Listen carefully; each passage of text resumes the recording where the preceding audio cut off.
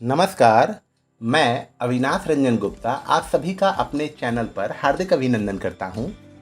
आज के इस वीडियो में अपनी एक स्वरचित कविता को अपने छात्रों के साथ, अपने स्टूडेंट्स के साथ साझा करना चाहता हूं। और मैं ये मानता हूं कि अगर इस कविता का सार मर्म छात्रों के मस्तिष्क तक पहुंच जाता है तो ये तय है कि छात्र प्रगति की राह पर स्वतः ही बढ़ते चले जाएंगे। पहले मैं इस कविता का वाचन कर देता हूँ, उसके बाद मैं इस कविता को संक्षिप्त में आपको समझाने की कोशिश भी करूँगा। गुरु शिष्य। डॉक्टर, अफसर, कलेक्टर को शिक्षक नहीं बनाते हैं, इन्हें शिक्षक इनकी मंजिल का रास्ता ही तो बतलाते हैं। अगर बनाते शिक्षक इनको तो होती शुरुआत इन्हीं से, इनके घर के सभी सदस्य होते कहीं बड़े अफसर से। चलो उदाहरण खोजने द्वापर, अश्वत्थामा थे द्रोण के वंशधर।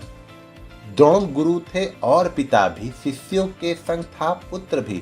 फिर भी देखो ये इतिहास अमर, अर्जुन ही बना अद्वितीय धनुर्धर। और ऊर्जा की बातें सुनो, रूप रंग और धर्म वर्ण का असर होता है केवल बाहरी। एकलव्य के गुण पर तो द्रोणाचार्य भी हुए आभारी। शिक्षा से संभव है सब कुछ, श्रेष्ठ करे जो था कभी तुच्छ। दलितों के पुरोधा बनकर क्या नहीं आए थे आम्बेडकर। सुनो छात्रों बोल रहा हूँ, रहस्य विजय का खोल रहा हूँ। ध्रुव बनो प्रहलाद बनो तुम, स्वाध्याय अत्यधिक करो तुम। और संशय जब मन में आए, गुरु ज्ञान का लाभ उठाए। इस पोएम में मैंने आई ओपनिंग लाइंस को इंक्लूड किया है। मेरे कहने का मतलब है कि शिक्षक जो हैं वो डॉक्टर हो या किसी ऑफिसर या किसी कलेक्टर को बनाते नहीं हैं, बल्कि शिक्षक जो है डॉक्टर, अफसर और कलेक्टर बनने की चाह रखने वाले छात्रों को उनकी मंजिल का रास्ता बताते हैं। उन्हें ये बताते हैं कि आप किस तरीके से मेहनत करेंगे ताकि आप अपना लक्ष्य प्राप्त कर सकें। अगर इन्हें शिक्षक ही बनाते तो क्या शिक्षक खुद डॉक्टर, खुद अफसर या खुद कलेक्टर नहीं बन जाते? और अगर शिक्षक ही इन्हें बनाते तो क्या शिक्षक के घर के सभी सदस्य कहीं बड़े अफसर से नहीं होते? चलो उदाहरण खोजने द्वापर, अपने बातों की पुष्टि करने के लिए, अपने बातों को सही प्रमाणित करने के लिए मैं आपको द्वापर युग लेकर जाता हूँ, महाभारत के युग में लेकर चलता हूँ। वहाँ पर अश्वत्थामा नाम का एक आदमी हुआ करता था जो गुरु द्रोणाचार्य के पुत्र थे।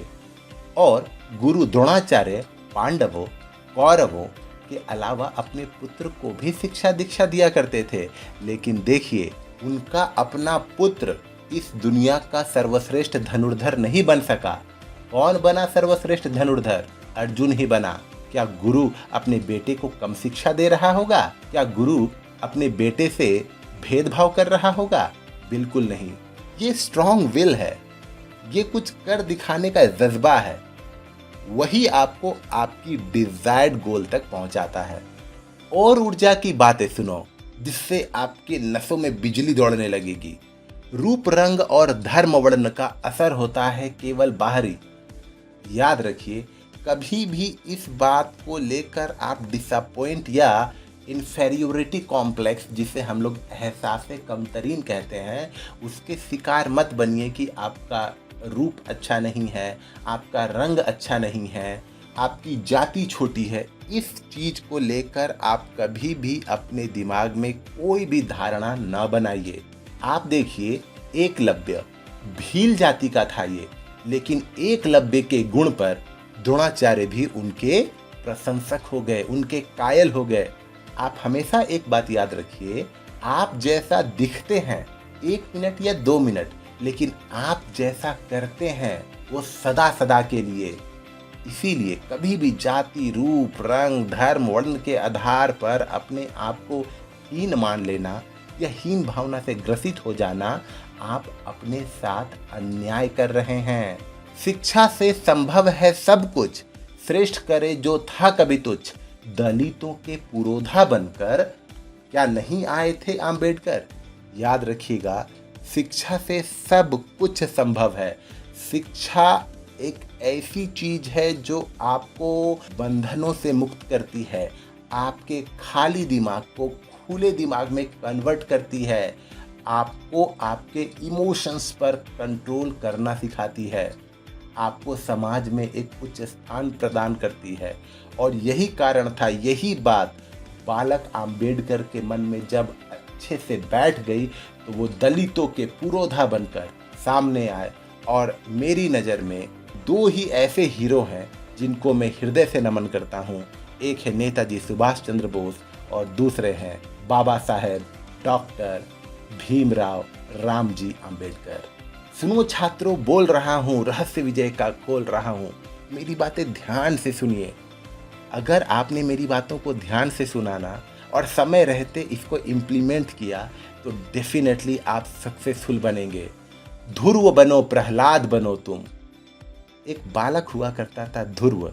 उसकी जिद थी कि वो अपने पिता के गोद में बैठे, क्योंकि उसकी सौतेली माता के बेटे उसके पिता के गोद में बैठे हुए थे। तो उसकी भी इच्छा हुई, उसका भी मन मचल गया कि वो अपने पिता के गोद में बैठे, लेकिन उसकी सौतेली माता ने उसे ऐसा नहीं करने दिया।